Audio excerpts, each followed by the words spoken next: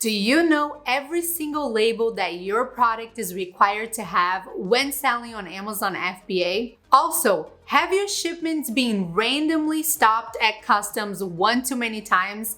Or Amazon has been taking way too long to check in your inventory? Well, stay tuned because you may find a solution to your problem in this video, because I will be clarifying once and for all the 6 different types of labels that you are required to have when sending your products to Amazon FBA. So let's get to it. The first label is the FNSKU label. Now, if you're wondering the difference between FNSKU, UPC, and ASIN, we already have another video here on the channel explaining the difference. So if you don't know, go ahead and watch that video. But for the actual label that you should have, as you may know, it is the FNSKU label for when you want to sell on Amazon FBA. The way that you get this label is by going to your inventory page, clicking the little arrow next to the edit button, and then clicking on print item labels. Then you're going to get the barcodes that you can send to your supplier, and that label needs to be stickered on every single unit that you sell. And what do I mean by unit? If you're selling one water bottle, then you sticker one barcode to that water bottle. If you're selling a set of 4 water bottles, then you need to pack all of the 4 together and have one barcode for that set. This is how Amazon can easily get your product from their inventory and send it to the customer based on their purchase. So, for example, if a customer purchased 4 separate water bottles from you, that code is going to be scanned 4 times because you have packaged that unit individually with one barcode. Now, if you have a unique listing where you sell that same water bottle in sets of 4, the customer is only going to make one purchase, obviously most likely with a higher price, and Amazon will only scan 1 time, and that inventory will be lower. So that is the FNSKU label, also known as the Amazon barcode. Now, something very important to know is that if you already have your UPC barcode printed on your packaging or showing anywhere or any other type of barcode, you need to make sure to cover that barcode with the FNSKU label. Amazon should be seeing only one barcode outside of your product for them to scan in when they're receiving the inventory. So maybe double check if your inventory is taking way too long to scan in. You might be having issues with multiple barcodes showing up, and then Amazon having difficulties with sorting the correct barcode. Label number 2 is the country of origin. A lot of people don't know this, but you actually are required to show the country of origin on your product itself. So that you don't have to actually make it part of your product or print or have an actual attached label to your product with the country of origin. It could be a sticker, it could be part of another label that you just put it together. A lot of Chinese suppliers will actually do that for you. When you send your FNSKU labels, they will add made in China right underneath that. So you are required to have that. What we do is that we combine the country of origin with 2 other labels that I'm going to talk about next within one label, and just sticker that one label outside of our packaging. So that leads me to label number 3, which is the Suffocation Warning label. Now, most products sold on Amazon will actually come on a transparent poly bag. That is because Amazon has lots of requirements based on loose items or boxes that do not close well. So to be safe, most of us will actually put a poly bag around whatever packaging we have, and then put all of the labels on top of the poly bag. Now, what you may not know is that if your bag has an opening of 12 centimeters, which is about 5 inches or larger, you are required to have a suffocation warning label.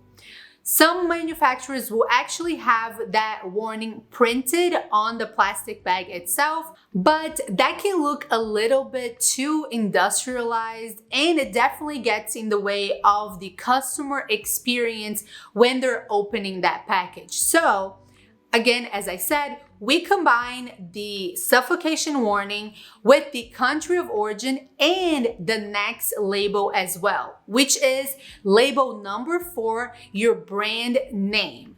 Now, you're not necessarily required to have your brand name for every single seller. However, if you do want to register your brand on Amazon, or if you want to request GTIN exemption using your brand name, you will need to have your brand name on your product itself.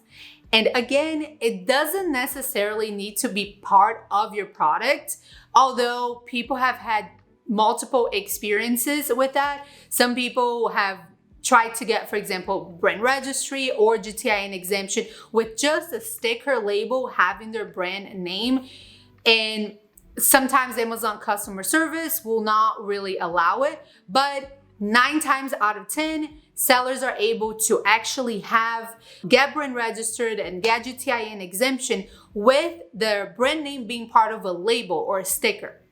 But just because you can put it as part of a label doesn't mean that it needs to look ugly. And that's why we combine all 3, country of origin with brand name and suffocation warning, into one label, which you can see right here. Now, this is a very generic looking label, but you can make it look much better, which is what we do. If you want this template, you can find that in the description below. And another tip is that if you have any kind of product that has, for example, fabrics, or it needs, for example, that washing label, you could incorporate that into that same label as well. Personally, I don't like when the suppliers put the country of origins along with the FNSKU label, because there's actually requirements on margins and the size of the print that label needs to have. So I like to minimize risks and make sure the FNSKU label is stickered by itself. And then there's another label that has my brand name, country of origin, and the suffocation warning. So those are the 4 labels that you need to have on your product itself. Now, these are the required labels for pretty much every single product. If you're not selling on a poly bag, then you won't need the suffocation warning, but you will need the others. But you may actually be required to have additional labels depending on your product. So be sure to do your own research.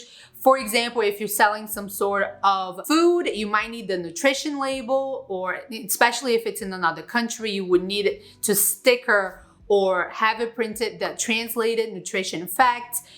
Also, if you're selling electrodomestics, you might need all the type of special labels. So those are the 4 labels that 99% of sellers will need. Make sure to do research to see if your specific product also needs additional labels. And now moving on to the 2 labels that you need to have on your carton. And there are many words for that, for what we call carton. It could be carton, it could be case, it could be box. And that a lot of times generates a lot of confusion because they don't really know. Let's say you're selling a shoe that comes in a box, and then someone call it box, and you think it is actually unit of pair of shoes, then you might get confused. But when we talk about carton, case, or box, we're talking about the big box where you put several units into it. Now, if you're selling an oversized product, this could be different for you. Maybe you only have 1 unit per box because you can't fit more than 1 within the limits, but most of us will put several units within 1 carton. And label number 5 is the shipping mark. Now, some people call it something else, but that is the industry standard, is shipping mark, and that is the information that you have on the box itself. There is some required information, and you could even add more information in order to stay organized, especially if you're working with a warehouse, 3PL, and so on. So what are you required to have on your shipping mark?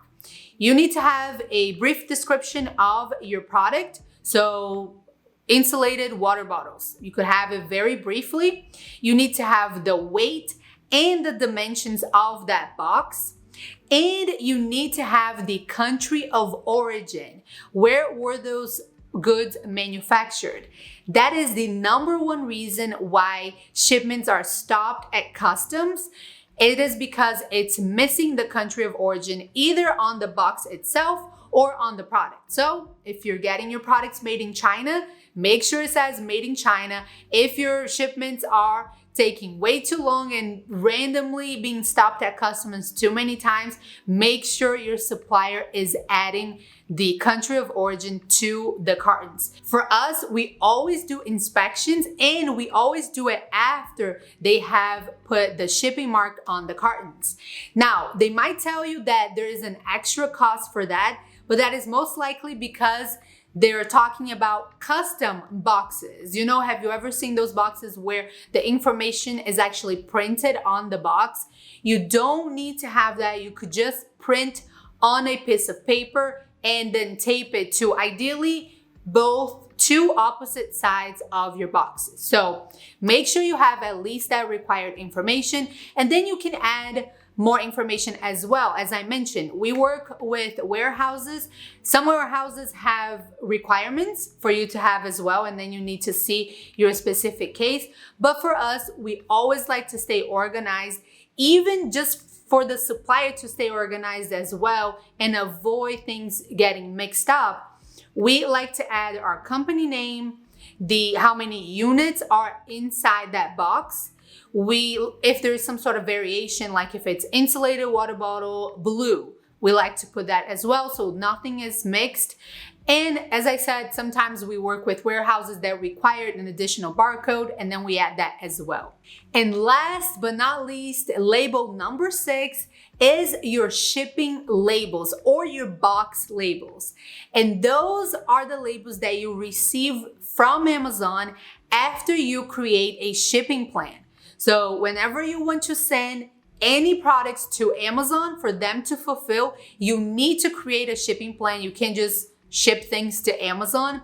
This is how they can accurately receive your shipment and track everything as well to make sure they are assigning the correct units to the correct seller.